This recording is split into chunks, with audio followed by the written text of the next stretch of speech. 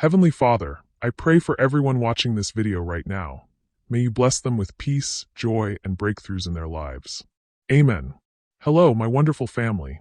I am so glad and grateful to have you here with me today. Your support means the world, and I truly don't take it for granted. Before we dive into today's powerful story, please don't forget to give this video a thumbs up, drop a comment below to share your thoughts, and of course, hit that subscribe button and turn on the notification bell so you never miss an update from this channel.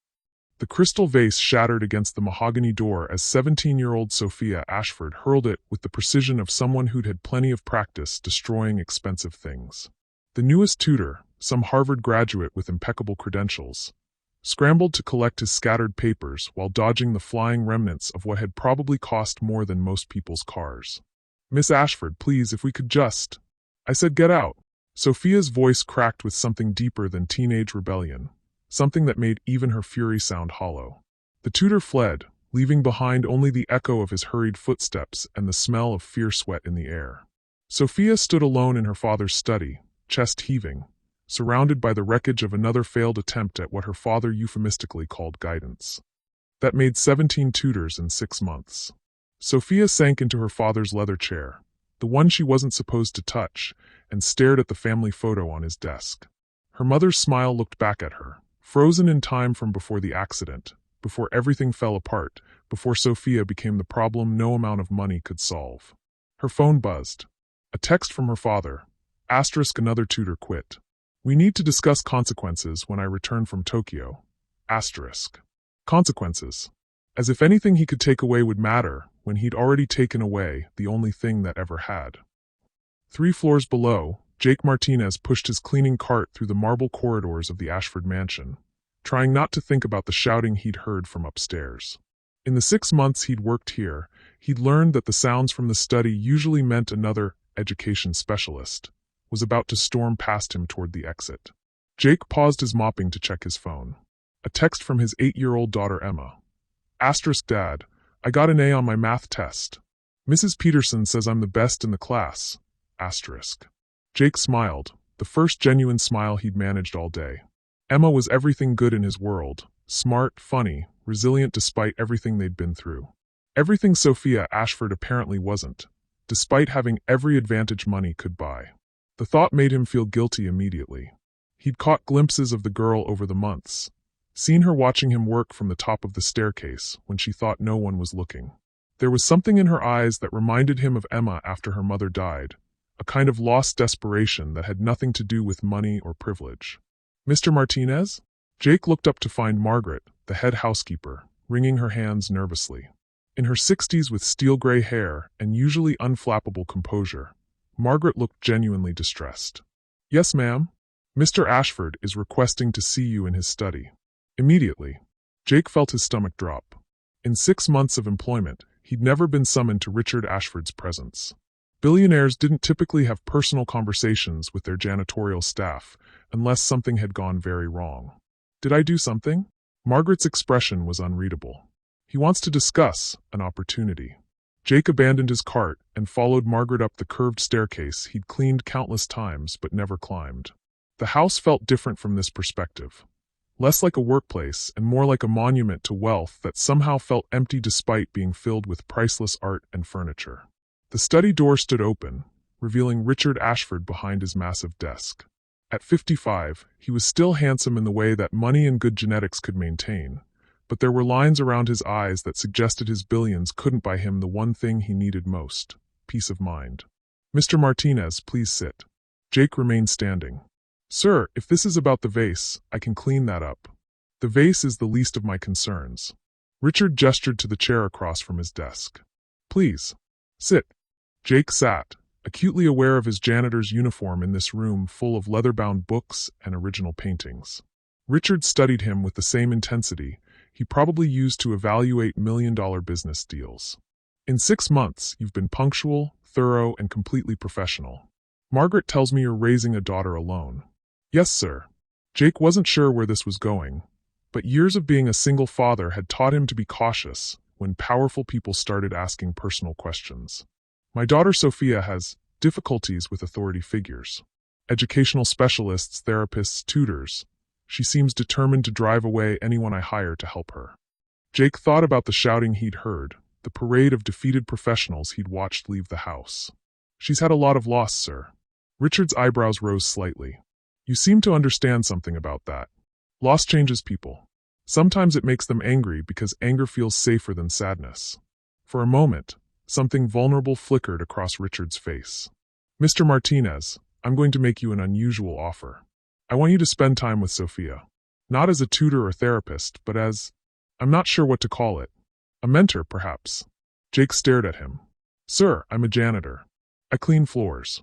I don't have any training with troubled teenagers, especially not wealthy ones. Richard's tone was sharp. Mr. Martinez, 17 specialists with degrees and credentials have failed to connect with my daughter. Perhaps what she needs isn't another expert. Perhaps she needs someone who understands that pain isn't fixed by privilege. Jake thought about Emma, about the nights she'd cried herself to sleep after her mother died, about how he'd learned to just sit with her in the darkness until the storm passed. What exactly would you want me to do? Whatever works. The only requirement is that you don't give up on her. Richard's voice cracked slightly. Everyone else has. Jake looked around the study, at the photo on the desk showing a happier family, at the broken vase pieces still scattered on the floor. Sir, can I ask you something? Of course. When's the last time you just talked to her? Not about school or behavior or consequences, but just talked. Richard was quiet for so long that Jake wondered if he'd overstepped. Finally, the billionaire spoke. I don't remember. Jake nodded, understanding more about this family's problems than any amount of money could reveal. If I do this, I have conditions. Richard looked surprised. People probably didn't usually negotiate with him. Name them. I still keep my regular job. I'm not giving up steady income on an experiment. And I work around my daughter's schedule. She comes first. Agreed. Anything else? Jake looked at the family photo again, at the ghost of happiness frozen in silver frame. I do this my way. No interference, no second guessing, no executives trying to manage the process. Either you trust me or you don't. Richard extended his hand across the desk. Mr. Martinez, you're hired. As Jake shook hands with one of the most powerful men in the country, he had no idea that this moment would change not just Sophia's life, but his own in ways he couldn't imagine. Because what Richard Ashford didn't know, what no background check had revealed, was that Jake Martinez wasn't just a janitor trying to make ends meet. He was a former child psychologist who'd lost his license, his career, and nearly his daughter when his own world had fallen apart 3 years ago.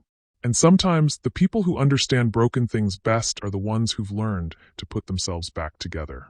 Welcome to a story about second chances, the power of seeing people for who they really are, and the unexpected ways that healing can happen when we stop trying to fix others and start trying to understand them. Jake is about to discover that helping Sophia might be the key to reclaiming his own lost purpose. But first, he'll have to survive what happens when a grieving billionaire's daughter meets someone who refuses to be driven away. Jake's first official day as whatever he was supposed to be started at 6 in the morning with Emma tugging on his sleeve.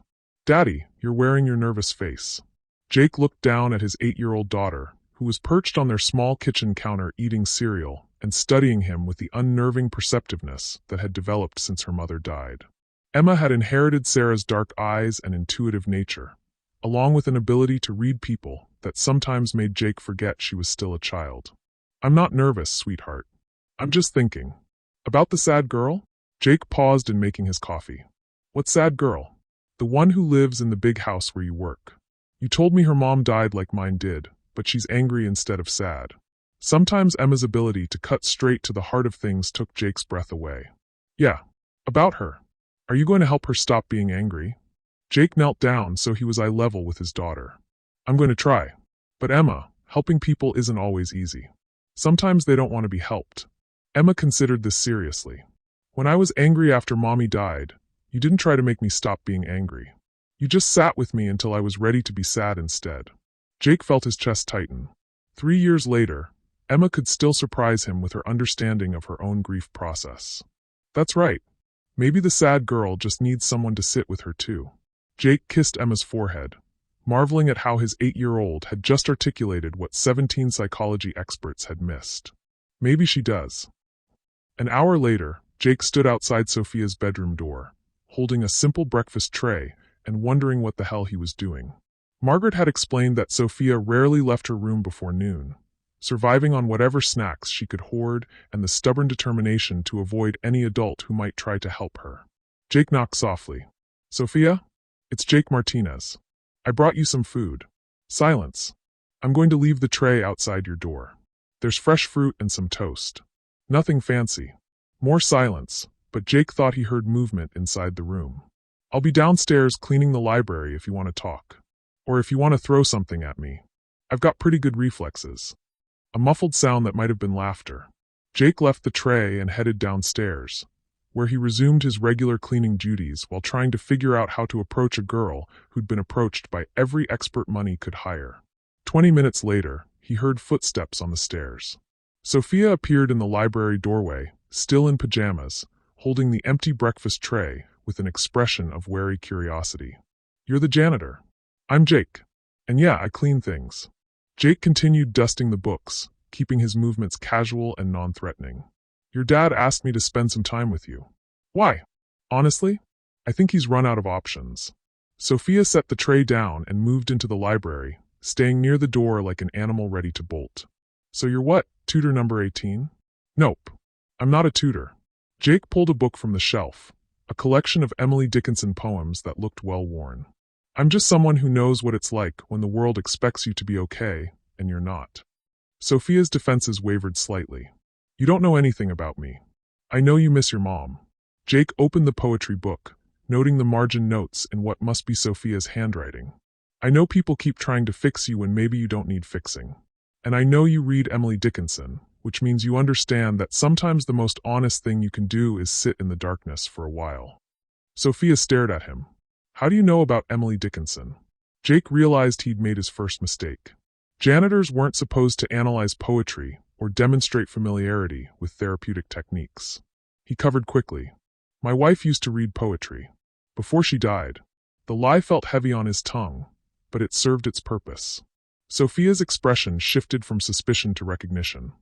The look of someone who'd found another member of an unwanted club. "How long ago?" 3 years. "Cancer." The cancer part was true, even if the timeline was more complicated.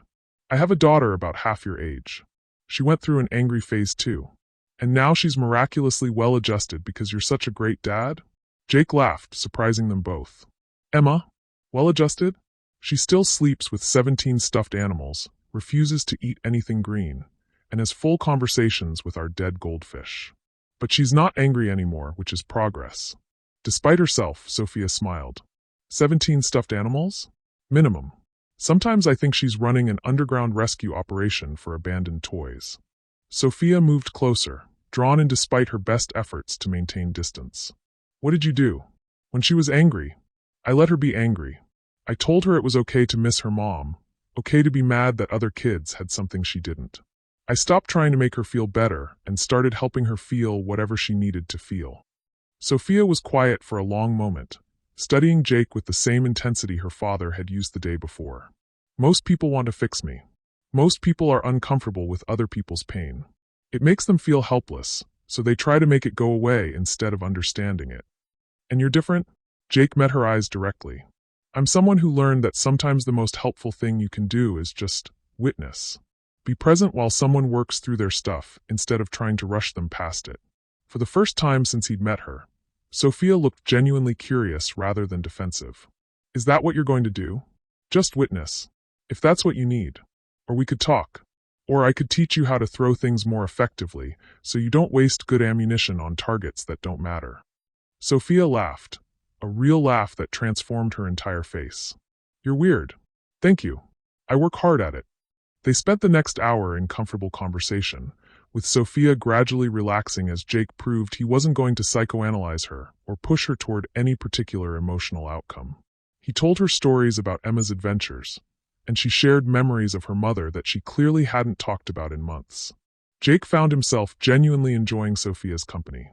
Beneath the anger and privilege, she was intelligent, funny, and surprisingly insightful about human nature.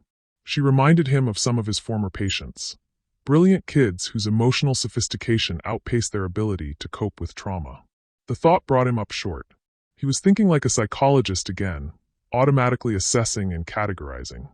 He'd sworn he was done with that part of himself. Jake! Sophia's voice brought him back to the present. Can I ask you something? Sure. Why did you really take this job?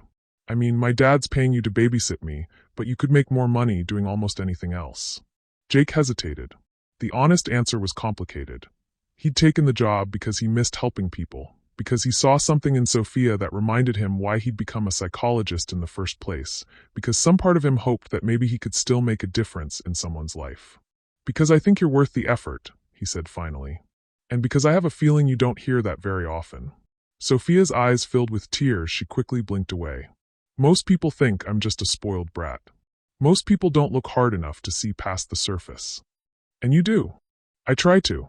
They were interrupted by Margaret appearing in the doorway, her expression urgent. Mr. Martinez, I'm sorry to interrupt, but you have a phone call. The gentleman said it was about Emma and very urgent. Jake's blood turned to ice. Emma was supposed to be at school, safe and supervised. He'd never gotten an emergency call about her before. I have to take this, he told Sophia, already moving toward the door. Is everything okay? I don't know. Jake followed Margaret to the nearest phone, his hands shaking as he picked up the receiver. This is Jake Martinez. Mr. Martinez, this is Principal Davidson from Emma's school. I'm calling because we've had some visitors asking questions about you and your daughter. What kind of visitors? They claim to be from Child Protective Services, but when we asked for identification, they became evasive and left. Mr. Martinez, is there something going on that we should know about? Jake felt the familiar sick dread that had haunted him for 3 years. What kind of questions were they asking? About your background, your employment history, whether Emma seemed well cared for. Mr. Martinez, they specifically asked about your time as a psychologist and what happened with your license. The words hit Jake like a physical blow. Someone had found him. After 3 years of carefully constructed anonymity, someone had connected Jake Martinez, the janitor, with Dr. Jacob Martinez, the child psychologist who'd lost everything when he'd made one catastrophic mistake in judgment. Mr. Martinez? Are you there? Yes. Is Emma safe? Emma is fine. She's in class and doesn't know about any of this. But Mr. Martinez, if you're dealing with legal issues, we need to know. Jake closed his eyes, feeling his carefully rebuilt life starting to crumble. I'll be there in 20 minutes to pick her up. That's not necessary. Principal Davidson, please have Emma ready. I'll explain everything when I get there.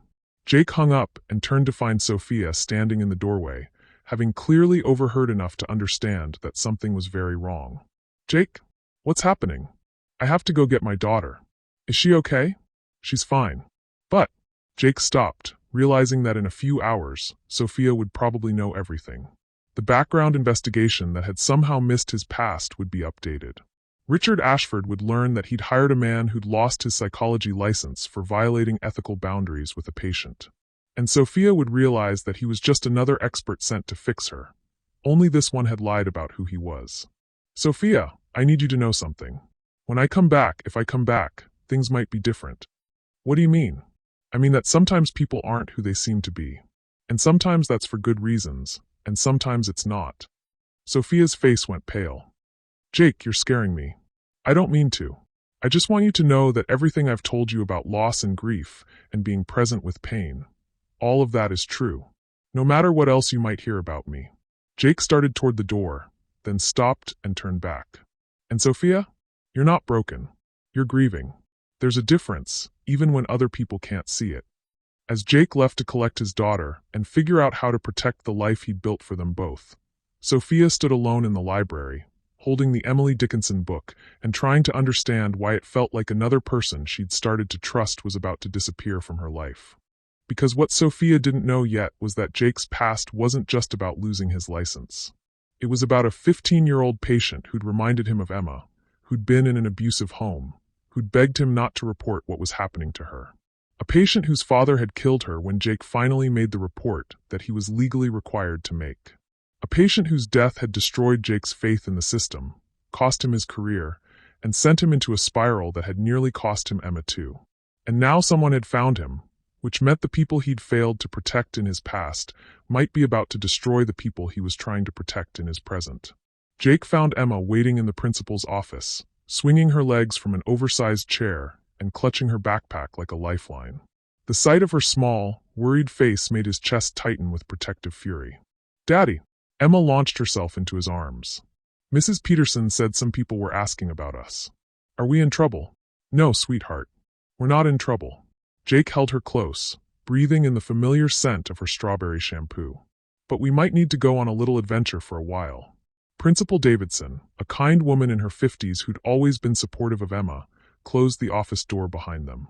"Mr. Martinez, I need to be direct with you. Those weren't CPS workers." "How do you know?" "Because after they left, I called the regional office to follow up. They have no record of any investigation involving you or Emma." "Mr. Martinez, whoever those people were, they were impersonating government officials." Jake felt cold dread settling in his stomach. In 3 years of hiding, he'd always feared this moment, when his past would catch up with him and threaten Emma's safety. "Did they leave any information? Business cards, anything?" "Nothing official. But Mr. Martinez." Principal Davidson hesitated. "One of them mentioned a name. Rebecca Morrison. They asked if that name meant anything to you." The name hit Jake like a physical blow. Rebecca Morrison. The 15-year-old patient whose death had destroyed his career and nearly destroyed his soul. The girl whose father had been a powerful attorney with connections throughout the state. The girl whose family had blamed Jake for her death and had apparently never stopped looking for him. "Daddy, you're squishing me," Emma whispered. Jake loosened his grip, forcing himself to stay calm for her sake. "Principal Davidson, I need to take Emma home. If anyone else comes asking questions, I'll call the police immediately." Jake's phone buzzed with a text from an unknown number. *, Dr. Martinez, we know where you work and where your daughter goes to school. Time to have a conversation about Rebecca. 1 hour. Riverside Park, East Entrance, *. Emma was reading over his shoulder before Jake could stop her. "Daddy, who's Rebecca?" "Someone from a long time ago, before you were born." "Why do they want to talk about her?" Jake looked at his daughter's trusting face and made a decision that would change everything. He couldn't run anymore. Not with Emma involved, not with Sophia just starting to trust him, not when running would mean abandoning the life they'd built. "Emma, I need to tell you something important about Daddy's old job." 45 minutes later, Jake sat in his car outside Riverside Park, Emma secured at Margaret's house with strict instructions not to let anyone else pick her up. He'd told Emma an abbreviated version of the truth, that he used to help children who were hurt, that he'd made a mistake trying to help one little girl, and that some people blamed him for what happened to her. Emma had listened with the seriousness she brought to important conversations, then asked the question that broke his heart. "Daddy, are you going to have to go away like Mommy did?" "I'm going to do everything I can to stay with you," he'd promised. "But Emma, if something happens to me, Margaret is going to take care of you until I can come back." Now Jake sat watching the park entrance, his phone showing 17 missed calls from Richard Ashford's office. Apparently word had reached the billionaire that his daughter's new mentor had a complicated past. 2 figures emerged from a black sedan, a woman in her 40s with steel-gray hair and a younger man who moved with the controlled precision of private security. Jake recognized the woman immediately from news footage he'd tried to forget. Diana Morrison, Rebecca's mother, the woman who'd built a career as a victims' rights advocate on the foundation of her daughter's death. Jake got out of his car and walked toward them, his hands visible and non-threatening. Diana Morrison studied him with the intensity of someone who'd been imagining this moment for 3 years. "Dr. Jacob Martinez, you're smaller than I expected." "Mrs. Morrison." Jake stopped 10 feet away. "I'm sorry for your loss. I know that's inadequate, but..." "It is inadequate." Diana's voice was razor-sharp. "My daughter trusted you. She told you about the abuse, and you failed to protect her. I followed protocol.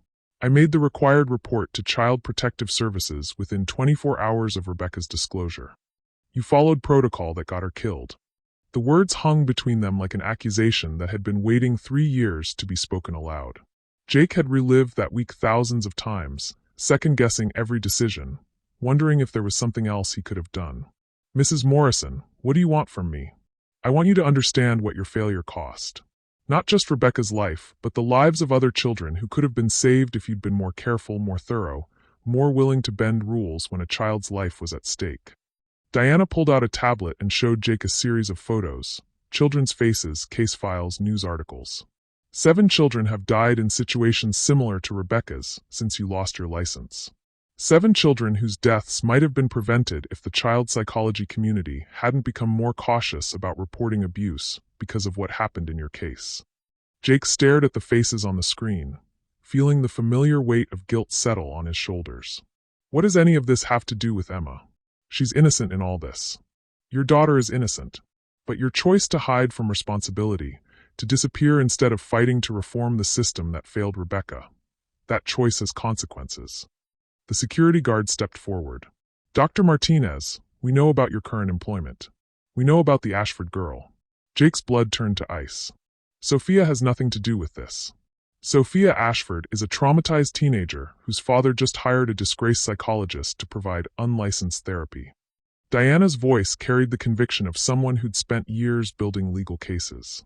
A psychologist whose last patient died because he failed to adequately assess the danger she was in. I'm not providing therapy to Sophia. You're just what? Coincidentally applying therapeutic techniques to help a grieving child. Dr. Martinez, practicing psychology without a license is a felony. Jake realized with growing horror where this was heading. You're going to report me. We're going to give you a choice. Diana put the tablet away. You can disappear again. Leave town, leave the Ashford family, go back to hiding and let someone qualified help that girl. Or you can come back to face what you ran from. Testify before the state licensing board about what happened with Rebecca. Help us build cases for reforming the child protection system. Use your experience to prevent other children from dying the way she did. Jake felt the trap closing around him. And if I refuse, then we'll make sure Richard Ashford knows exactly who he hired to spend time with his vulnerable daughter. We'll make sure Child Protective Services knows that a man who lost his license for failing to protect a child is now responsible for another child's well-being. They'll take Emma away from me. They might. That depends on how thoroughly they investigate your current situation. Jake's phone rang. Richard Ashford's number. Answer it, Diana said. Let's see how understanding your employer is when he learns the truth. Jake answered the call, putting it on speaker at Diana's insistence. Martinez, where the hell are you? Richard's voice was tight with anger. I just received some very disturbing information about your background. Mr. Ashford, is it true that you're a psychologist who lost his license? Jake looked at Diana, who was watching with the satisfaction of someone whose trap was working perfectly. Yes. Is it true that a patient of yours died while under your care? She wasn't under my care when she died. She was killed by her father after I made the required report to Child Protective Services. Silence on the phone. Mr. Ashford, I should have told you about my past. But everything I've done with Sophia has been appropriate. I haven't provided therapy or claimed to be treating her in any professional capacity. Martinez, you've been lying to me for months. I've been trying to build a new life for my daughter. But I never lied about my qualifications for helping Sophia. I told you I wasn't an expert. More silence. Sir, is Sophia okay? Sophia is. Sophia has locked herself in her room and is refusing to speak to anyone. She says everyone lies to her and everyone leaves. She's asking for you. Jake felt his heart break. Mr. Ashford, let me come back. Let me explain to her. Absolutely not. You're fired, Martinez. Don't come near my daughter or my property again. The line went dead. Diana smiled. Well, that's settled. Now, Dr. Martinez, let's discuss your options. Jake stared at the phone, thinking about Sophia alone in her room, convinced once again that someone she'd started to trust had betrayed her. Thinking about Emma, who needed stability and safety. Thinking about the 7 children whose photos Diana had shown him. What exactly are you proposing? Come back to the state where Rebecca died. Testify about what happened. Help us build a case for systemic reform. Prove that her death meant something. And in exchange? In exchange, we'll advocate for you with the licensing board. Help you get your license reinstated under supervised conditions. Give you a chance to actually help children again instead of hiding from your calling. Jake thought about Emma's question. Are you going to have to go away like Mommy did? I can't leave my daughter. Bring her. Diana's voice softened slightly. Dr. Martinez, running away didn't work. You're still carrying the guilt, still blaming yourself, still living with the knowledge that other children have died while you've been in hiding. And Sophia? Sophia needs real help from qualified professionals. Not from someone who's too damaged by his own failures to provide appropriate care. Jake looked around the park, at the playground where children were laughing and playing under their parents' watchful eyes. Children who were safe because adults were doing their jobs properly. How long would I have to testify? 6 months, maybe longer. There are multiple cases to review, policy recommendations to develop. Jake closed his eyes, seeing Rebecca's face as clearly as if she were standing next to him. The 15-year-old girl who'd trusted him to keep her safe, who died because the system he'd believed in had failed her. If I do this, if I help you, what happens to Emma during the process? Emma comes with you. We'll help arrange schooling, housing, whatever she needs. Jake thought about Sophia, probably crying in her room, convinced that another adult had abandoned her. Thought about Emma, who deserved a father who wasn't hiding from his past. Thought about Rebecca, who deserved justice even if it came too late. I need to make a phone call. Jake dialed Richard Ashford's number again. I told you not to contact me, Martinez. Mr. Ashford, I need 5 minutes with Sophia. To explain and to say goodbye properly. Absolutely not. Sir, with respect, you hired me because everyone else had given up on your daughter. Right now, she thinks I've given up on her too. Don't let her carry that belief. Let me tell her the truth about why I have to leave. Long pause. You have 10 minutes. Margaret will escort you to her room and stay the entire time. Jake looked at Diana Morrison, at the woman whose daughter's death had haunted him for 3 years. Mrs. Morrison, I'll do what you're asking. I'll testify, I'll help with your reforms. But first, I need to help one more child understand that sometimes adults leave not because they want to, but because they have to. Diana nodded slowly. Dr. Martinez, perhaps you're not as hopeless as I thought. As Jake drove back toward the Ashford mansion, he realized that his decision to stop running wasn't just about facing his past. It was about giving Sophia something no adult had given her since her mother died. The truth, spoken with respect for her intelligence, and delivered by someone who cared enough to say goodbye properly. But what Jake didn't know was that his conversation with Sophia was about to change everything, for both of them, and for the powerful forces that were just beginning to circle around the truth of what had really happened to Rebecca Morrison 3 years ago. Margaret led Jake through the mansion's corridors with the stiff formality of someone following orders she didn't agree with. The familiar hallways felt different now, less like a workplace, and more like a crime scene where Jake's carefully constructed new life had been murdered. She hasn't eaten since you left, Margaret said quietly as they climbed the stairs. Won't open the door for anyone, won't respond to her father's calls. Just keeps saying that everyone lies and everyone leaves. Jake felt each word like a physical blow. How long do I have? Mr. Ashford said 10 minutes. I'm to remain in the room the entire time. Margaret's tone carried a hint of apology. For what it's worth, Mr. Martinez, I've watched that girl for 2 years. Yesterday was the first time I'd seen her smile since her mother died. They stopped outside Sophia's bedroom door. Jake could hear music playing inside, something melancholy and classical that matched the weight in his chest. Margaret knocked. Miss Sophia? Mr. Martinez is here to see you. I don't want to see him. Sophia's voice was muffled but clear. I don't want to see anyone who lies to me. Jake stepped closer to the door. Sophia, I know you're angry. You have every right to be. But I need to explain something to you, and then I'll leave you alone if that's what you want. Silence. Please. 5 minutes. And then you can decide if you ever want to see me again. The lock clicked, and the door opened to reveal Sophia in rumpled clothes, her eyes red from crying. She looked younger than 17, and Jake was reminded forcefully of Emma after her mother's funeral, lost, hurt, and desperately trying to hold herself together. You lied to me, Sophia said without preamble. You're not a janitor. You're a psychologist who got fired for letting a kid die. I am a janitor. That's my job now. But you're right, I used to be a psychologist. Jake remained in the doorway, letting Sophia control the distance between them. And I didn't get fired. I lost my license because I failed to protect a patient. A patient who died.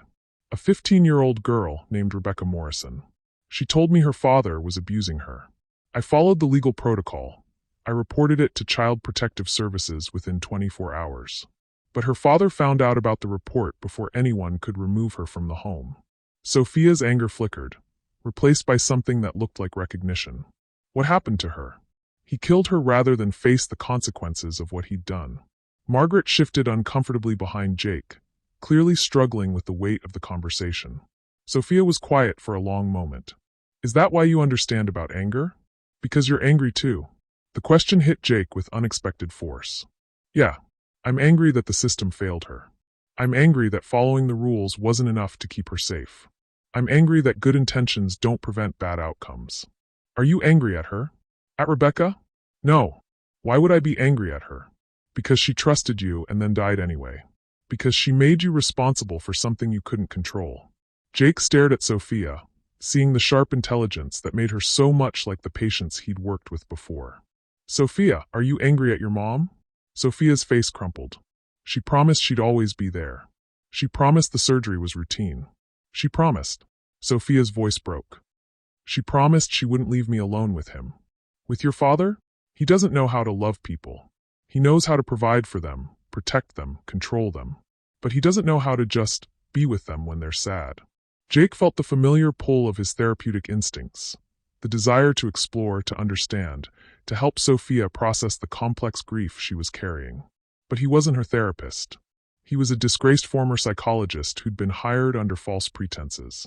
Sophia, I need to tell you something important. What? I wasn't completely honest about why I took this job. Yes, I needed the work. But I also saw something in you that reminded me of why I became a psychologist in the first place. To help people. To witness people. To sit with them in their pain and help them understand that feeling broken doesn't mean being broken. Sophia stepped closer.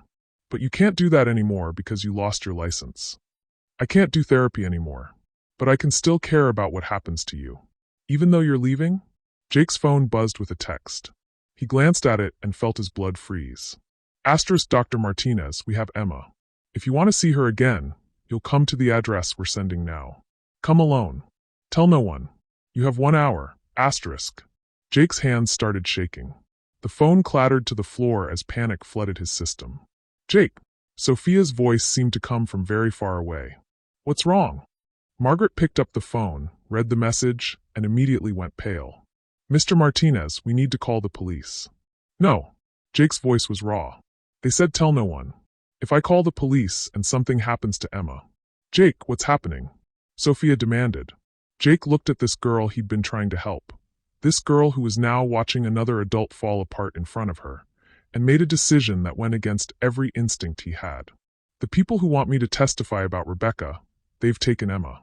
Taken her? Like kidnapped her? To force me to cooperate with them.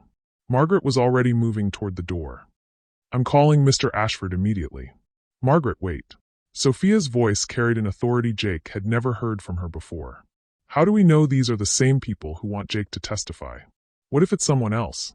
Jake stared at her. What do you mean? I mean, you're assuming that the woman who wants you to testify about Rebecca is the same person who took Emma. But what if someone else is involved? Someone who doesn't want you to testify. Jake's mind raced through the implications. What if Diana Morrison wasn't the only person with an interest in keeping the truth about Rebecca's death hidden? Sophia, I have to go get Emma. Not alone. Sophia was already moving toward her closet, pulling out clothes. I'm coming with you. Absolutely not. Jake, think about it. If these people want to hurt you, they're expecting you to come alone and panicked. They're not expecting you to bring backup. You're 17 years old. I'm not putting you in danger. I'm 17 years old with a billionaire father who taught me about security from the time I could walk. I know things about staying safe that you don't. Margaret looked between them, clearly struggling with competing loyalties. Miss Sophia, your father would never forgive me if something happened to you. My father hired Jake to help me. Well, this is him helping me, and me helping him. Sophia was pulling on shoes with the efficiency of someone who'd made her decision. Margaret, call my father. Tell him what's happening. But don't call the police until we know more about who we're dealing with. Jake's phone buzzed again with an address across town. 1 hour. Sophia, I can't ask you to. You're not asking. I'm volunteering. Sophia looked directly into his eyes. Jake, for 2 years I've watched people try to help me by making decisions for me.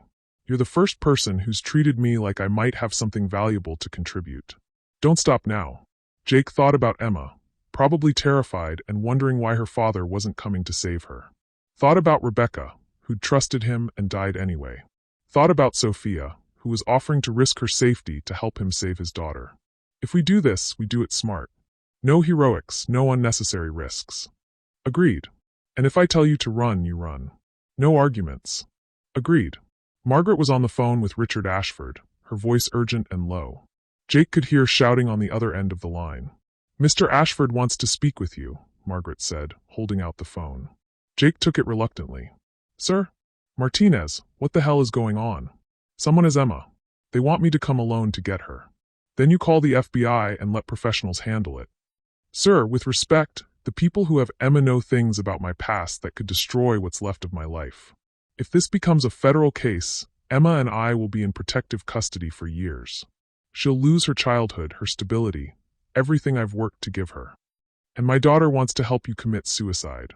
Jake looked at Sophia, who was watching him with the kind of focused intensity he'd seen in trauma survivors who'd learned to assess danger quickly and accurately.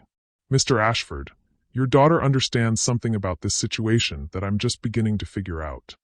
Which is that sometimes the people who claim to be helping you are the ones you need to be most afraid of. Jake handed the phone back to Margaret and turned to Sophia. Are you sure about this? I'm sure that Emma needs her father, and you need someone watching your back. I'm sure that I'm tired of being protected from reality instead of being prepared to deal with it. Sophia moved toward the door, then stopped and looked back at Jake. And I'm sure that if we're going to save your daughter, we need to figure out who really killed Rebecca Morrison and why they're willing to kidnap a child to keep the truth hidden. Jake felt something click into place, not just about the case, but about Sophia herself. She wasn't just a grieving teenager acting out. She was an intelligent young woman who'd been underestimated by everyone around her. Sophia, what makes you think Rebecca's death wasn't what it seemed? Because if it was straightforward, why would anyone need to kidnap your daughter to force your cooperation? Why not just use legal pressure or threats? Taking Emma is the kind of desperate move people make when they're trying to cover up something bigger than professional negligence. As they left the mansion together, Jake realized that his decision to stop running hadn't just changed his own life. It had awakened something in Sophia, a sense of purpose, a reason to engage with the world beyond her grief. But what neither of them knew was that their investigation into Rebecca Morrison's death was about to uncover a conspiracy that reached far beyond one girl's tragic murder. A conspiracy that had been waiting 3 years for Jake Martinez to surface again. And a conspiracy that would stop at nothing to make sure he disappeared forever this time. The address led them to an abandoned warehouse in the industrial district, the kind of place where bad things happened in movies and worse things happened in real life. Jake parked 2 blocks away, his hands trembling as he checked his phone for the 20th time. No new messages. Just the original text with the address and a single word, come. This feels wrong, Sophia said, scanning the empty street through the passenger window. If they wanted to trade Emma for your cooperation, why choose a place where they could just kill all of you? Jake had been thinking the same thing. Maybe because they don't plan to let any of us leave. Or maybe because this isn't about getting your cooperation. Maybe it's about making sure you can never testify about anything. They sat in the car for a moment, both understanding that once they walked into that warehouse, there might be no walking back out. Jake's phone rang. Unknown number. Dr. Martinez, I see you brought the Ashford girl. That's disappointing. The voice was electronically distorted, but Jake could tell it was male.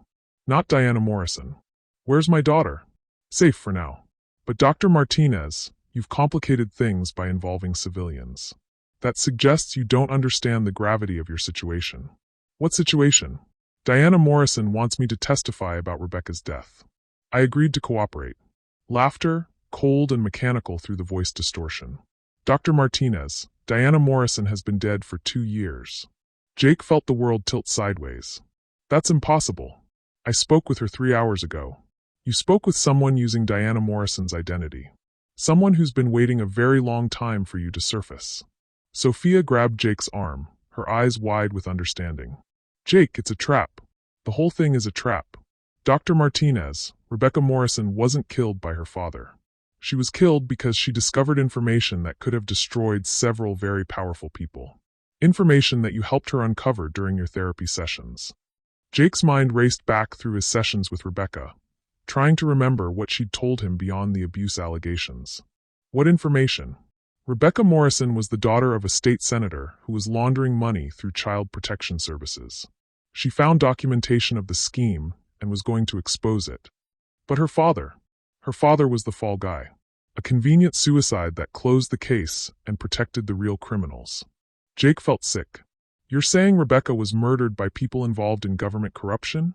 I'm saying Rebecca Morrison was murdered by people who are still in power.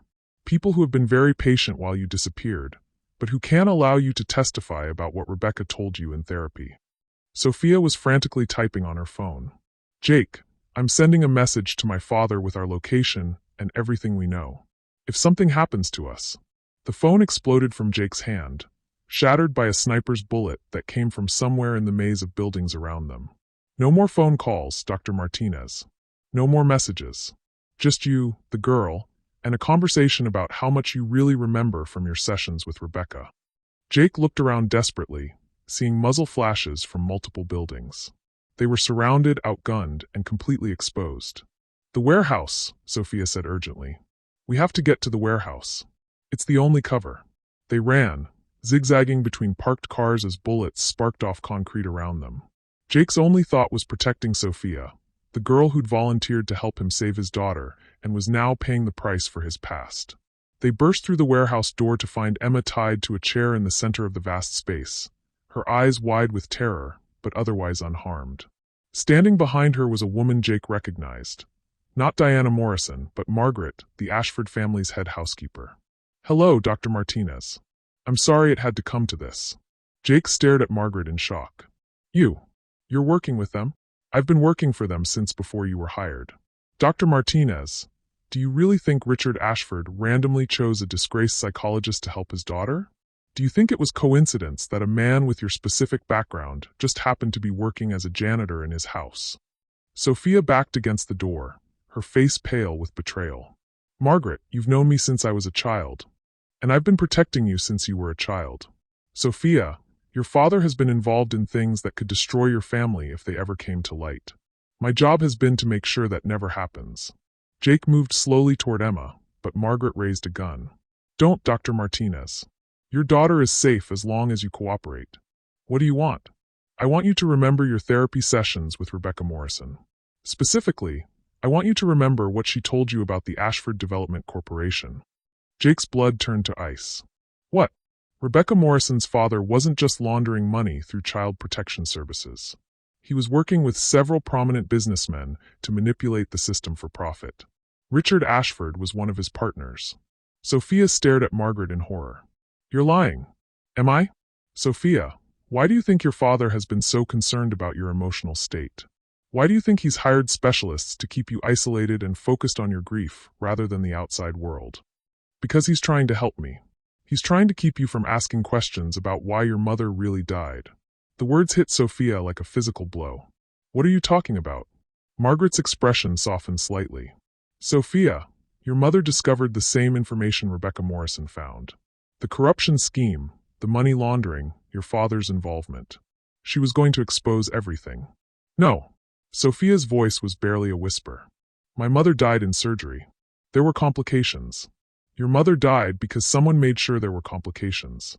Sophia, you've been grieving the wrong loss. Your mother wasn't a victim of medical malpractice. She was murdered to keep her quiet. Jake watched Sophia's world collapse in real time, saw the same devastation he'd felt when Rebecca had died, but magnified by years of misdirected grief. Dr. Martinez, Margaret continued, Rebecca Morrison told you about the Ashford connection during your sessions. You documented those conversations in your case notes. We need those notes. I destroyed all my case files when I lost my license. You destroyed copies. But Dr. Martinez, you have an eidetic memory for therapeutic conversations. You remember everything Rebecca told you, word for word. Jake did remember. He remembered Rebecca mentioning overhearing her father on phone calls, talking about development projects and tax assessments and a man named Ashford who could make problems disappear. At the time, Jake had focused on the abuse allegations, not the scattered references to her father's business dealings. Even if I remember, even if I tell you everything, what guarantee do I have that you'll let Emma and Sophia go? You don't have any guarantees, Dr. Martinez. But you do have a choice. Margaret gestured, and two armed men emerged from the shadows. The same men who'd been at the park, who'd impersonated Diana Morrison and her security. You can tell us what Rebecca said about the Ashford connection, and your daughter lives. You can refuse, and she dies. Either way, this ends tonight. Jake looked at Emma, who was trying to be brave but whose 8-year-old composure was cracking. Looked at Sophia, who was staring at Margaret with the betrayal of someone whose entire understanding of her life had just been shattered. If I cooperate, what happens to Sophia? Sophia goes home to her father, who loves her very much and will continue to protect her from truths she's not ready to handle. And if she refuses to stay quiet about what she's learned tonight? Margaret's expression hardened. Then Sophia will have an accident, just like her mother did. Jake felt rage building in his chest, not just at the threat to the people he cared about, but at the systematic manipulation that had been happening around Sophia for years. Her father hadn't been protecting her from grief. He'd been protecting himself from exposure. Dr. Martinez, I need your answer. Jake looked at Emma, then at Sophia, then at the gun in Margaret's hand. He thought about Rebecca Morrison, who died trying to expose the truth. Thought about Sophia's mother, who died for the same reason. Thought about all the children who'd suffered while powerful people protected their secrets. I'll tell you what Rebecca said. Jake, no. Sophia's voice was fierce despite her tears. Don't let them win. Sophia, I have to protect Emma. And what about protecting other children? What about stopping these people from hurting anyone else? Jake stared at this 17-year-old girl who'd somehow found the courage to think beyond her own safety, who was willing to risk everything to prevent others from suffering. Dr. Martinez, Margaret said impatiently, we don't have all night. Jake made a decision that surprised everyone in the room, including himself. You're right, Margaret. We don't have all night. Jake lunged not toward Emma, but toward the warehouse's electrical panel, throwing his full weight against the main breaker and plunging the entire building into darkness. In the chaos that followed, shouting, gunfire, the sound of people stumbling through industrial equipment, Jake heard Sophia's voice, clear and determined. Emma, I'm coming to get you. Jake, the emergency exit is behind you, 20 feet. I counted steps when we came in. As Jake groped through the darkness toward his daughter's voice, he realized that his decision to trust Sophia with the truth hadn't just saved their lives. It had awakened something in her that her father and Margaret had been working for years to suppress. The knowledge that some fights were worth the risk, and the determination to never again let powerful people sacrifice innocent lives to protect their secrets. But what none of them knew was that Richard Ashford was already on his way to the warehouse, along with a team of private security contractors who had very different orders than Margaret expected. Because sometimes billionaires had secrets that even their most trusted employees didn't know. In the pitch-black warehouse, Jake's world became a nightmare of sound and terror. Gunfire sparked in the darkness, muzzle flashes creating brief, horrifying snapshots of armed figures moving through the industrial maze. Emma's terrified crying guided him through the chaos as he crawled toward where she'd been tied up. Emma, baby, I'm coming. Keep talking to me. Daddy, I can't see anything. There are loud noises and I'm scared. Jake's hands found the chair, found Emma's small body trembling against the ropes. His fingers worked frantically at the knots while bullets whistled overhead. Sophia, where are you? I'm here.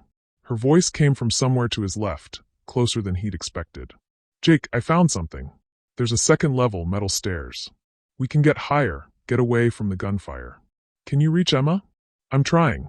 These ropes are. Sophia's voice cut off with a sharp intake of breath. Sophia, I'm okay. Cut my hand on something sharp. But Jake, Emma's free.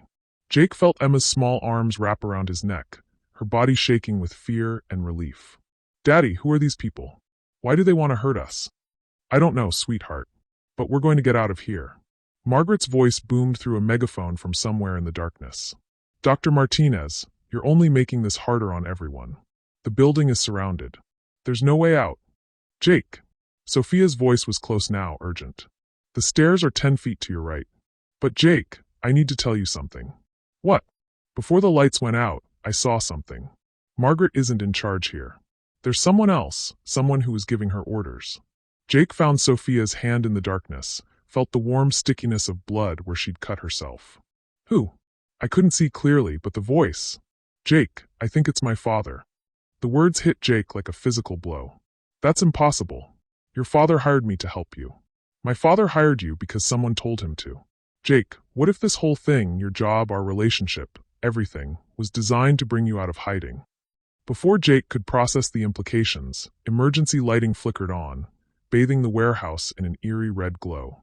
Jake could see the metal stairs Sophia had mentioned, leading to a catwalk that ran along the upper level of the building. He could also see Richard Ashford standing near the main entrance, flanked by armed men in tactical gear. Sophia, Richard's voice carried easily across the space, calm and controlled. Come down here, sweetheart. This doesn't concern you. Sophia stepped protectively in front of Jake and Emma. Doesn't concern me? You've been lying to me for 2 years about how Mom died. Your mother's death was tragic, but it doesn't change the fact that you're in danger. Come down here, and we'll sort this out. Dad, did you kill her? The question hung in the air like an accusation that had been waiting years to be spoken. Richard's carefully controlled expression flickered with something that might have been pain. Sophia, you don't understand the complexities of the situation your mother put us in. That's not an answer. Jake realized he was watching a 17-year-old girl confront her father about murder while holding his own daughter in his arms. The surreal horror of the situation made him feel like he was drowning in someone else's nightmare. Dr. Martinez, Richard called out, I'm going to make you an offer. One time only. I'm listening. You give me the information you have about Rebecca Morrison's allegations, and I'll ensure your daughter's safety. You'll be relocated with new identities, financial support, everything you need to start over. And Sophia? Sophia comes home with me where she belongs. Dad, I'm not going anywhere with you until you tell me the truth about Mom. Richard's composure cracked slightly. Sophia, your mother was going to destroy our family. She was going to expose business relationships that would have cost us everything. Our home, our security, your future. So you had her killed. I had her protected from making a mistake that would have ruined all our lives. Jake felt Emma trembling in his arms as she listened to a conversation no 8-year-old should ever hear. Sophia, we need to get Emma out of here. There is no out of here, Margaret's voice called from below. Dr. Martinez, the building is surrounded by people who have been very patient with your situation. That patience is ending. What people? Richard answered. People who have a significant financial interest in keeping certain information confidential. People who view you and your daughter as acceptable losses if it means protecting their investments. Jake felt cold dread settling in his stomach. You're talking about killing us. I'm talking about practical solutions to complex problems. Sophia moved closer to Jake, her voice low and urgent. There's something else. Before Margaret brought me up here, I heard her on the radio. Jake, they're not just after you. They're after Emma specifically. Why would they want Emma? Because you told Emma about your work with Rebecca. Because an 8-year-old might remember things differently than an adult would. Because children don't understand the importance of keeping certain secrets. Jake's blood turned to ice. Emma had been in the car when he'd explained about Rebecca Morrison. She'd asked questions about the little girl who'd died, about why people blamed her daddy for not saving her. Emma, Jake whispered, what do you remember about the story Daddy told you about Rebecca? Emma's voice was small and frightened. She told you about mean people who were stealing money from kids. Did Daddy tell you anything else? You said she heard her daddy talking on the phone about a man who could make problems go away, and that the man's name was the same as the people in the big house where you work. Jake realized with growing horror that Emma had retained details he'd forgotten he'd shared. Details that could connect Richard Ashford directly to the corruption scheme that had gotten Rebecca Morrison killed. Dr. Martinez, Richard's voice carried a new urgency. I need you to understand something. The people I work with don't make distinctions between adults and children when it comes to protecting their interests. You're threatening my daughter. I'm explaining reality. Emma has information that could destroy several very powerful people. Information that she doesn't understand, but that could be used against us in court proceedings. Jake felt something breaking inside his chest. Not just fear for Emma, but a rage so pure it felt like a physical force. You want to hurt my daughter to protect your business interests. I want to find a solution that keeps everyone safe. Including the children whose protection services you've been corrupting? Including the families whose lives you've destroyed for profit. Richard's expression hardened. Dr. Martinez, idealism is a luxury that men with families can't afford. Jake looked at Sophia, seeing her own rage and heartbreak as she processed her father's casual admission of corruption and murder. Sophia, I need to ask you something, and I need you to be completely honest. What? Do you want to go home with him? Do you want to pretend you never learned any of this? Sophia looked down at her father, at the man who'd been lying to her for years while she grieved a mother who'd been murdered for trying to do the right thing. No, I want to stop him. Even if it means we might not survive this? Especially if it means we might not survive this. Sophia's voice was steady, determined. Jake, my mom died trying to expose these people. I won't let her death be meaningless. Jake made a decision that went against every paternal instinct he possessed. Emma, sweetheart, I need you to listen to me very carefully. Yes, Daddy. Do you remember the emergency plan we practiced? If something bad happened and Daddy couldn't take care of you. Emma nodded, her eyes wide with understanding beyond her years. I need you to find a way out of this building and get to the police. Tell them everything you remember about Rebecca Morrison and the man named Ashford. Daddy, I don't want to leave you. Baby, you're the only one who can tell people the truth about what happened. You're the only one who can make sure the bad people can't hurt any more children. Jake kissed Emma's forehead, tasting his own tears. Sophia is going to help you get out. I'm going to stay here and make sure no one follows you. Dr. Martinez, Richard called out. You're making a terrible mistake. Jake stood up, still holding Emma, and called back. The terrible mistake was made 3 years ago when I ran instead of fighting.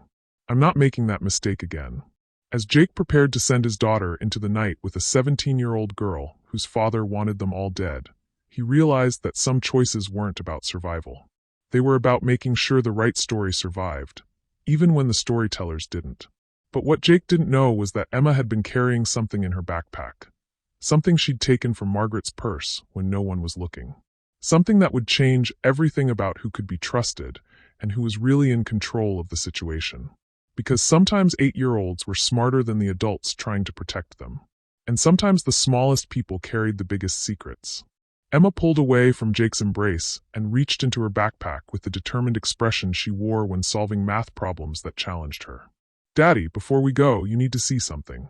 Emma pulled out a small recording device, the kind investigators used for surveillance. Jake stared at it in shock. Emma, where did you get that? From Margaret's purse when she wasn't looking. She left it on the kitchen counter when she came to get me from school. Jake's hands trembled as he took the device. Emma, this could be. I know what it is, Daddy. It's like the one you used to use when you helped kids. I pressed play in the car. Jake's blood turned to ice. What did you hear? Emma's 8-year-old voice carried a gravity that broke his heart.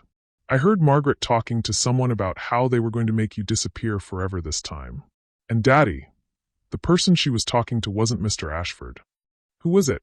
Before Emma could answer, Sophia grabbed Jake's arm. Jake, look. Below them, Richard Ashford was backing away from his tactical team, his hands raised in a gesture that looked suspiciously like surrender. Margaret was shouting orders to the armed men, but they were pointing their weapons at Richard, not toward the catwalk. What the hell is happening? Jake muttered.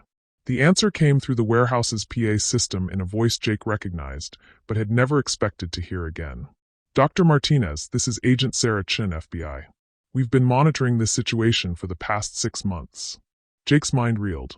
Dr. Sarah Chin, his former therapist, the woman who'd helped him create his false identity, who'd supposedly guided him toward a new life. Agent Chin. Jake called out. What are you doing here?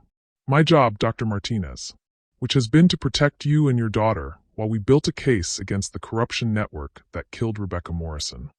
Margaret's voice cut through the announcement. Sarah, that wasn't the plan. No, Margaret. The plan was to use Dr. Martinez as bait to draw out all the players in this conspiracy. What wasn't part of the plan was you deciding to eliminate him permanently. Jake felt the world shifting around him again. Agent Chin, are you saying you've been undercover this entire time? I'm saying that the FBI has been investigating the corruption network Rebecca Morrison discovered for 3 years. We needed someone with direct knowledge of her allegations, someone the conspirators would eventually come after. So you used me as bait. We protected you while using your situation to identify the full scope of the conspiracy. Dr. Martinez, Richard Ashford isn't the leader of this network. He's another victim being manipulated by people with much more power. Sophia looked down at her father, who was now clearly in FBI custody. Then who is running this? Agent Chen's voice carried through the warehouse with grim authority.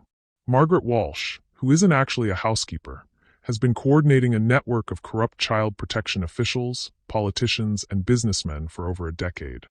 Margaret's laughter echoed through the building. Sarah, you always were too clever for your own good. Margaret, it's over. We have financial records, recorded conversations, testimony from multiple victims. You're done. Am I? Margaret's voice carried a cold confidence that made Jake's skin crawl. Sarah, check your earpiece. How many of your agents are actually FBI, and how many are working for me? The silence that followed was deafening. Dr. Martinez, Margaret continued, Agent Chen's investigation was compromised from the beginning. Half her team has been feeding information to my organization. This entire operation was designed to bring you, Emma, and now Sophia into one location where you could all be eliminated quietly. Jake felt his worst nightmare materializing around him. Agent Chen, is that true? Chen's voice, when it came, was tight with what sounded like fear. Dr. Martinez, I need you to get Emma and Sophia out of that building immediately. How? You just said the building is surrounded. Because it is, Margaret called out cheerfully. By people who work for me, not the FBI. Jake looked at Sophia, seeing his own desperation reflected in her eyes. They were trapped between competing forces, with no way to know who could be trusted. Emma, Jake said quietly, play that recording. Emma hit the play button on the device, and Margaret's voice filled the warehouse through the small speaker. Asterisk, the Martinez situation needs to be resolved permanently. The child knows too much, and Dr. Martinez's testimony would expose financial relationships that go straight to the top of state government. Asterisk, another voice, one Jake didn't recognize. Asterisk, what about the Ashford girl? Asterisk, Sophia serves her purpose by keeping her father cooperative. Once Martinez and his daughter are eliminated, she'll inherit everything and be much easier to manage. Asterisk, and if she becomes a problem? Asterisk, then she'll have the same kind of accident her mother had. Asterisk, Sophia's face went white. They killed my mother to control my father through me. Jake felt pieces clicking into place. Sophia, you were never the victim they were protecting. You were the leverage they were preserving. The recording continued with Margaret's voice. Asterisk, Dr. Martinez's disappearance will be blamed on his guilt over Rebecca Morrison's death. A tragic suicide, taking his daughter with him to spare her the shame. Asterisk, Jake. Sophia's voice was steady despite the horror of what they'd just heard. We have to get this recording to real FBI agents. How do we know who's real? Emma tugged on Jake's sleeve. Daddy, there's more on the recording. About someone named Director Harrison. Jake's blood froze. Director Harrison, the man who'd claimed to be with the National Security Council, who'd known about Jake's situation from the beginning. Emma fast-forwarded the recording and pressed play again. Asterisk, Harrison's been useful, but he's becoming a liability. Too much contact with legitimate federal agencies. Asterisk, orders regarding Harrison? Asterisk, eliminate him after the Martinez situation is resolved. Make it look like he was caught up in the violence. Asterisk, Jake realized with growing horror that even the people he'd thought were using him had themselves been manipulated by Margaret's network. Sophia, we need to get out of here. Now. How? The stairs are in direct line of fire from Margaret's people. Jake looked around the catwalk, assessing their options. The building had loading bays on the upper level, designed for crane access. If they could reach one of those bays. There. Jake pointed to a bay door about 50 feet along the catwalk. If we can get to that door, we might be able to signal for real help. What about Dad? Jake looked down at Richard Ashford, who was now clearly a prisoner rather than a conspirator. Your father made terrible choices, but he doesn't deserve to die for them. Sophia nodded. Then we save him too. Sophia, we can't save everyone. Yes, we can. Sophia's voice carried a determination Jake had never heard before. Jake, my mother died trying to expose these people. Your patient died trying to expose them. We're not just running away. We're finishing what they started. Jake felt something fundamental shift inside him. For 3 years, he'd been running from his failure to save Rebecca Morrison. But Sophia was right. Running hadn't honored Rebecca's courage or her mother's sacrifice. Emma, can that recording device broadcast? Emma examined the device with the seriousness she brought to understanding new technology. It has a radio transmitter. Mrs. Peterson showed us how they work in science class. Can you broadcast the recording to emergency frequencies? I think so. But Daddy, I need to get to a high point with good signal. Jake looked at the building's structure, at the crane access that extended above the main roof. Emma, how do you feel about heights? I'm not scared if you're with me. Jake felt tears starting. His 8-year-old daughter was braver than he'd been in 3 years. Sophia, are you with us? I'm with you. But Jake, if we do this, if we broadcast that recording, Margaret's people are going to try to kill us before help can arrive. Then we better move fast. As Jake prepared to climb toward the building's highest point with his daughter, and a 17-year-old girl who'd found her courage in the worst possible circumstances, he realized something profound. He wasn't running from his failure anymore. He was racing toward redemption. But what none of them knew was that Agent Sarah Chun was climbing the exterior of the building with a team of actual FBI agents, having finally figured out which members of her task force could be trusted. And Margaret Walsh was activating the final phase of a plan that had been 3 years in the making. A plan that would eliminate every person who could connect her network to the deaths of Rebecca Morrison, Sophia's mother, and dozens of children whose protection had been sold to the highest bidder. Because sometimes the people who claim to protect children are the ones children need protection from most.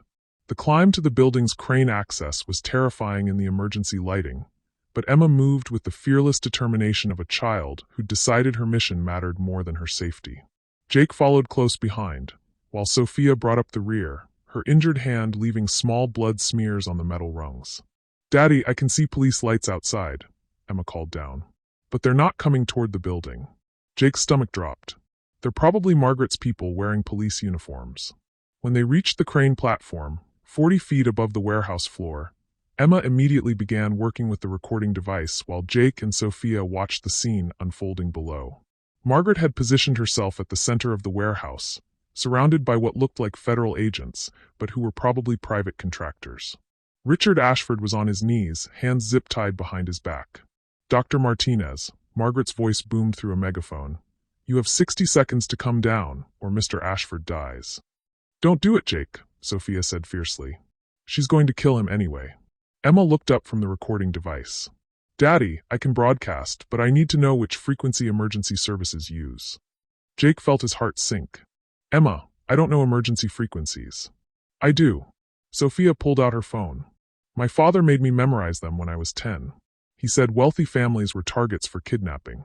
As Sophia rattled off frequency numbers for Emma to input, Jake realized that Richard Ashford's paranoid security measures were about to save all their lives. "Broadcasting in 10 seconds, Emma announced. Margaret's voice cut through the air again.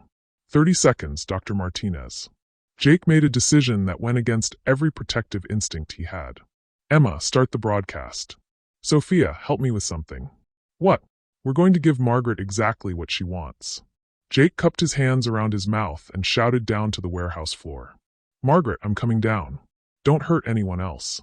"Jake, what are you doing?" Sophia hissed. "I'm buying time for Emma's broadcast to reach real authorities." But as Jake started toward the ladder, Emma's voice stopped him cold. "Daddy, wait. There's something else on this recording. Something at the end." Emma fast-forwarded and hit play. Margaret's voice filled the air again, but this time she was talking to someone different. Asterisk, Senator Morrison. The Martinez situation will be resolved tonight. Asterisk. Jake's world exploded. Senator Morrison, Rebecca's father, the man who was supposed to have killed her. Asterisk. And you're certain he doesn't remember what Rebecca told him about the adoption records. Asterisk. Asterisk. Even if he does, there won't be anyone left alive to corroborate his testimony. Asterisk. Asterisk good. The children we've placed through the foster system represent too much revenue to risk exposure. Asterisk.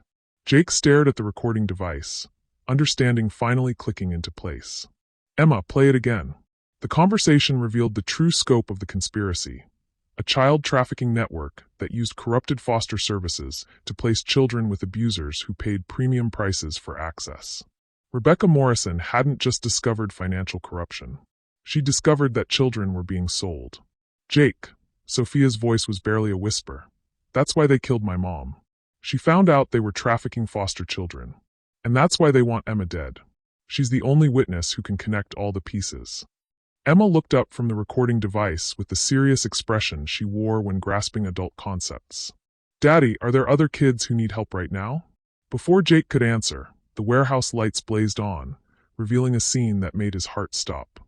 Agent Sarah Chun was rappelling through the skylights with a team of tactical officers in legitimate FBI gear. But Margaret's contractors were already moving, weapons raised, ready to eliminate everyone who could testify about what they'd discovered. "Emma, is the broadcast working?" "Yes, Daddy. But it will take time for help to get here." Jake looked at his 8-year-old daughter, then at Sophia, then at the battle about to unfold below them. Real FBI agents versus private contractors. Truth versus cover-up. Justice versus profit. "Sophia, I need to ask you something." "What? Are you ready to save some children?" Sophia's smile was fierce. "I've been ready my whole life." Jake grabbed the crane's PA system microphone, and switched it to external broadcast. This is Dr. Jacob Martinez. I'm broadcasting from the Riverside Industrial District. We have evidence of a child trafficking network involving corrupt foster services, and we need immediate assistance. Margaret's voice screamed through her megaphone. Kill them. Kill them all.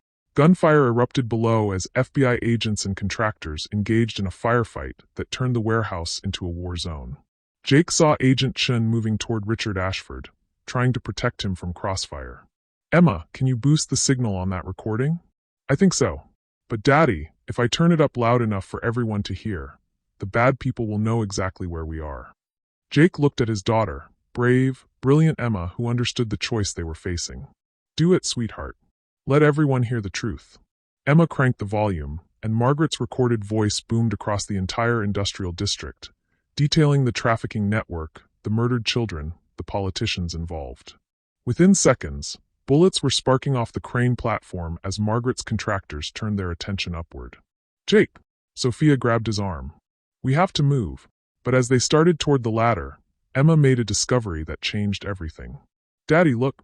Emma was pointing at her phone, which was displaying an incoming call from a number she recognized. It's Mrs. Peterson from school. Emma, this isn't the time. No, Daddy, listen. Emma answered the call and put it on speaker.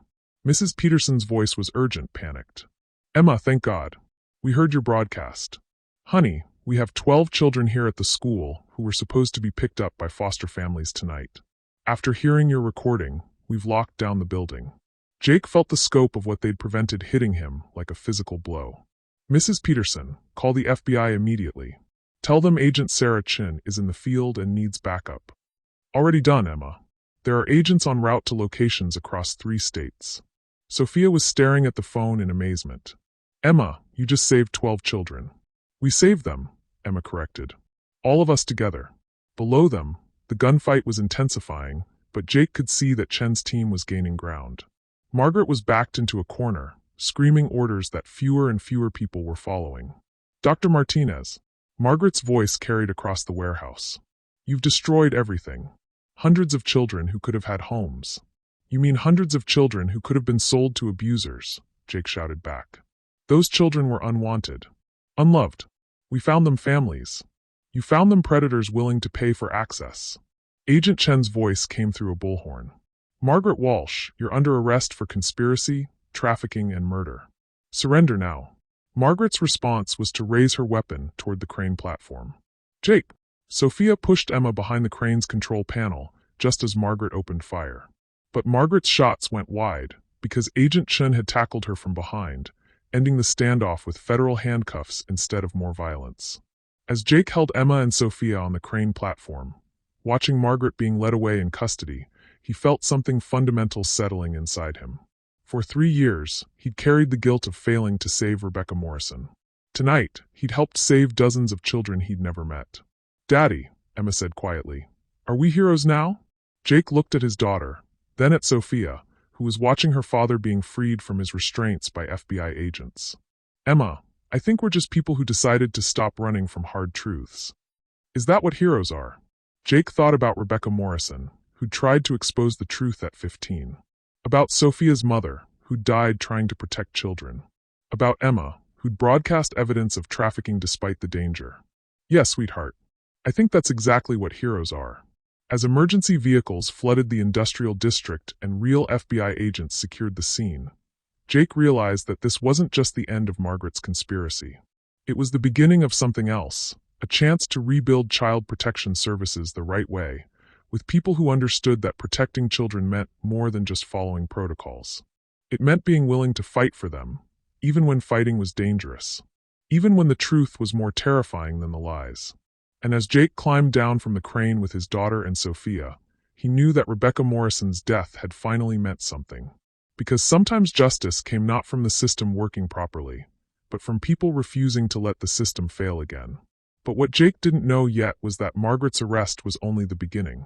Because the recording Emma had broadcast had reached more than just emergency services.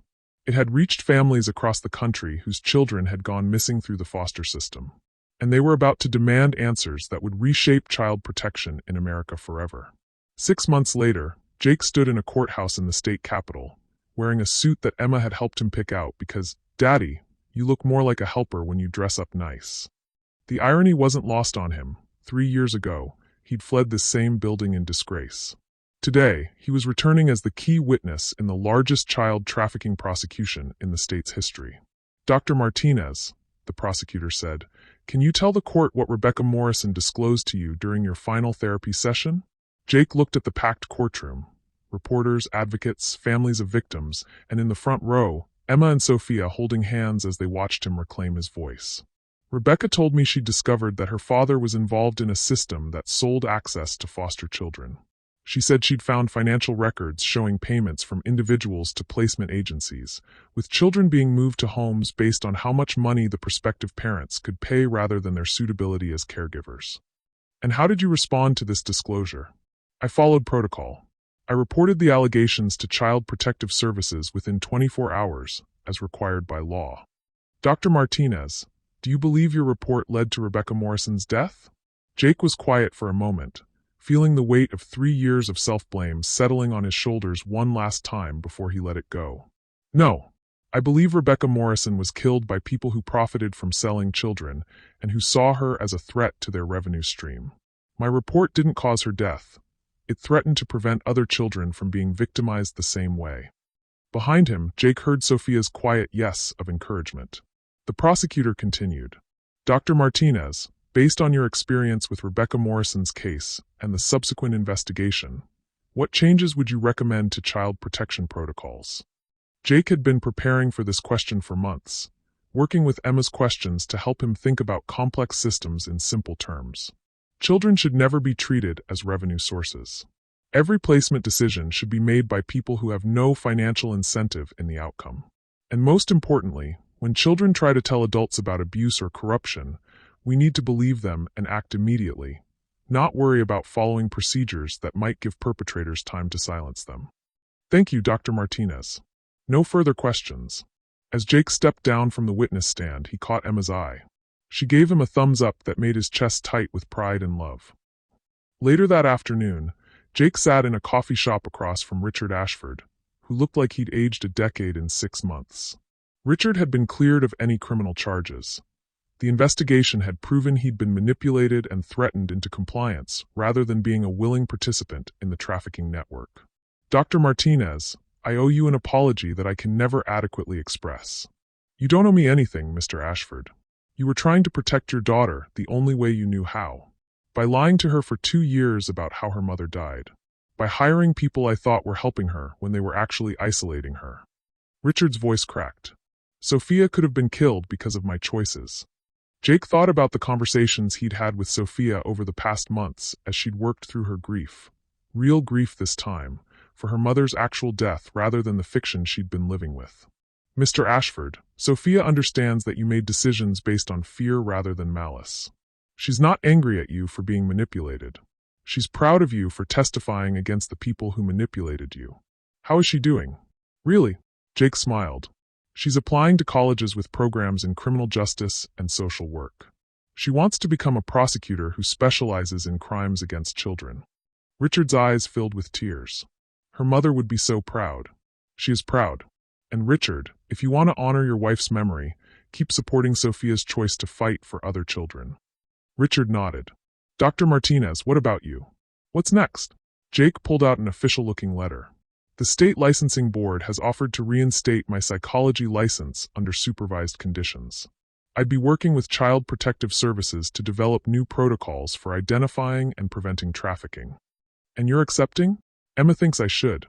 She says other kids deserve to have someone who understands what it's like when adults don't believe them." Richard smiled, the first genuine smile Jake had seen from him. That's a very wise 8-year-old. She gets that from her mother. That evening, Jake sat in his apartment.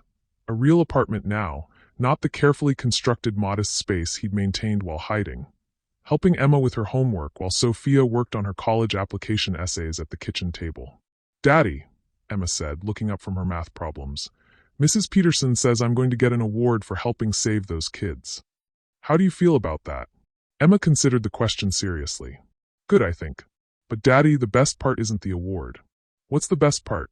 "The best part is that now when kids are scared, They know that grown-ups will believe them if they tell the truth. Jake felt his throat tighten. That's right, sweetheart. And Daddy, I'm glad you stopped being scared of helping people. Jake looked at his daughter, brilliant, brave Emma, who'd helped expose a trafficking network because she understood that some things were more important than safety. I'm glad too, baby. Sophia looked up from her essay. Jake, can I ask you something? Always. Do you think my mom knew? When she was trying to expose the trafficking network, do you think she knew it might get her killed? Jake thought about the question carefully. I think your mom knew that some fights are worth the risk. I think she understood that protecting other people's children was worth protecting, even if it meant leaving her own daughter behind. Do you think she'd be proud of what we did? Sophia, I think your mother is watching you choose to fight for other children, and I think she's more proud than words can express. Sophia nodded and returned to her essay, but not before Jake saw her smile. Later that night, after Emma was asleep and Sophia had gone home to Richard, Jake sat at his computer, reviewing case files for his new position with the state. His job would be to interview children who'd made allegations of abuse or trafficking, to help them feel safe enough to tell their stories. His phone buzzed with a text from Agent Sarah Chin. Asterisk Dr. Martinez, we have a situation in Oregon. 12 children in state custody have gone missing from placement facilities. Can you be there tomorrow? Asterisk. Jake looked at the message, thinking about Emma sleeping safely in her room, about Sophia working toward a future where she could protect other children, about Rebecca Morrison, whose courage had started the chain of events that led to this moment. He typed back, on my way, because Jake had finally understood something that had taken him 3 years to learn. Running from failure didn't honor the people he'd failed to save. Fighting to save others did. And as Jake began packing for Oregon, he thought about Emma's question from months ago. Are we heroes now? The answer, Jake realized, wasn't about being heroes. It was about being people who refused to let children suffer in silence while adults looked the other way. It was about understanding that protecting children wasn't a job or a calling. It was a responsibility that belonged to everyone who remembered what it felt like to be small and scared and in need of someone to believe them. Jake's phone rang. Emma's sleepy voice came through the speaker. Daddy, are you going to help more kids? Yes, sweetheart. Is that okay with you? It's perfect. Daddy. Yeah. I love you. And I'm proud of you for being brave. As Jake finished packing, he realized that this wasn't the end of their story. It was the beginning of a new chapter. One where a single father and his 8-year-old daughter had learned that the most powerful weapon against injustice wasn't money or influence or connections. It was the willingness to listen when children spoke, to believe when they disclosed abuse, and to fight when they needed protection. And sometimes, when people fought hard enough for long enough, they discovered that broken systems could be rebuilt, that lost trust could be restored, and that children who'd been failed by adults could grow up to become adults who refused to fail other children. But as Jake's plane took off for Oregon the next morning, with Emma's drawing of Daddy the Helper tucked in his briefcase, he had no idea that the missing children in Oregon were just the beginning. Because Margaret Walsh's trafficking network had been larger than anyone imagined, with connections reaching into child protection systems across the country. And there were dozens of children still trapped in a system that treated them as commodities rather than human beings. Children who were waiting for someone to believe them, to fight for them, to prove that they mattered. Children who needed someone who understood that protecting them was worth any risk. And Jake Martinez, former psychologist, former janitor, father, protector, believer in the power of truth, was about to discover that his real work was just beginning. What did this story teach you about the courage it takes to believe children when they speak truth about abuse, and the power that comes from refusing to let fear silence justice? Drop your thoughts in the comments and subscribe for more stories that will change how you see the world. 3 months after the Oregon case, Jake received a call that would challenge everything he thought he knew about protecting children. Because sometimes the people who seem most committed to child welfare are the ones children need protection from most. But that's a story for another day. A story about a small town where children had been disappearing for decades, and the conspiracy that reached all the way to the highest levels of state government. A story about what happens when a single father and his brilliant daughter refuse to let powerful people sacrifice children to protect their secrets. A story that would prove that the fight for justice never really ends. It just finds new battlefields.